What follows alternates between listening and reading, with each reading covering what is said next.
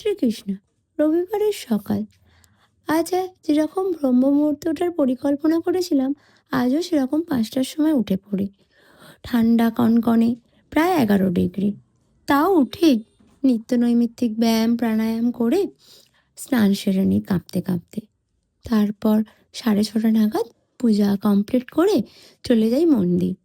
মন্দির থেকে এসে একটু গরম গরম চা খেয়ে দেন শুরু করি আজকের নিত্য নৈমিত্তিক কাজ। আজ টিউশন ক্লাস ছুটি ছিল এবং হাতেও খুব বেশি টাইম নেই, কারণ সামনেই পৌষ পার্বণ। সুতরাং আজ অনেক কাজ। বাড়ির নিত্য নৈমিত্তিক কাজ সেরে চললাম রান্নাঘর পরিষ্কার করতে। রান্নাঘরের সমস্ত জিনিসপত্র বাইরে বার করে দিয়ে সেগুলো পরিষ্কার করলাম। তারপরে বাসন মেজে প্রভুর ভোগ বানাতে গেলাম। আজকে খুব বেশি আয়োজন করতে পারিনি। সিম্পল ফ্রায়েড রাইস আর একটু পনির কাটলেট বানিয়েছিলাম। হ্যাঁ, রেসিপি শেয়ার করতে আজ পারিনি, হাতে খুবই সময় কম ছিল। প্রভুকে ভোগ দিয়ে সেই ভোগ গ্রহণ করে তারপর বাকি কাজ সেরে ফেললাম। তারপর দেখলাম দুপুর প্রায় হয়ে এসছে। দুপুরের ভোগ পেয়ে আজ চললাম মন্দির।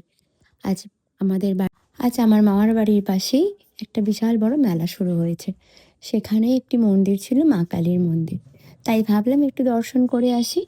এভাবেই রবিবারের দিনটা কিভাবে যে কেটে গেল বুঝতেই পারলাম না। রাধে রাধে।